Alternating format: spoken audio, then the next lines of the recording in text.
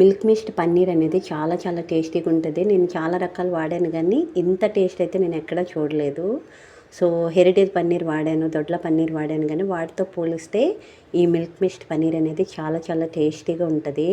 First ఏ కూర చేసినా కూడా మనకి ఒక మసాలా ప్రిపేర్ చేసుకుంటే ఆ టేస్ట్ అయితే సూపర్గా ఉంటుంది. నేనైతే ఎండుమిర్చి, జీలకర్ర, అలాగే జీడిపప్పు, టమాటా ఇలా కొత్తిమీర వేసుకుని అయితే పేస్ట్ అయితే ప్రిపేర్ చేసుకున్నాను.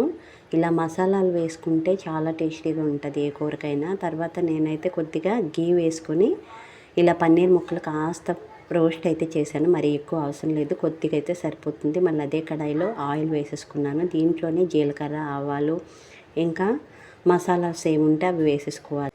ఇందులోనే సన్నగా తరిగిన ఉల్లిపాయ ముక్కలు, అలాగే పచ్చిమిర్చి ముక్కలు కూడా వేసేసుకొని కాస్త ఫ్రై చేసుకోవాలి. ఇది వేగిన తర్వాత కాస్త అల్లం వెల్లుల్లి పేస్ట్ వేసేసుకోవాలి.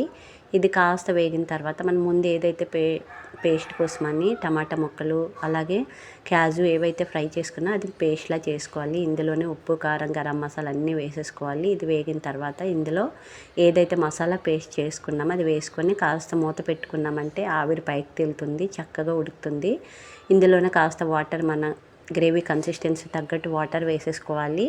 మూత పెట్టుకున్నామంటే మనం కాస్త కుక్ అవుతుంది. ఇందులోనే మనం ఏవైతే ముక్కలు కట్ చేసుకున్నామో క్యాప్సికమ్ ముక్కలు, అలాగే మనం ఏదైతే పన్నీరు నెయ్యిలో వేయించుకున్నామో ఆ పన్నీర్ వేసేసుకొని కాస్త కలుపుకొని మూత పెట్టుకోవాలి. ఇందులోనే సాల్ట్ కూడా వేసేసుకోవాలి.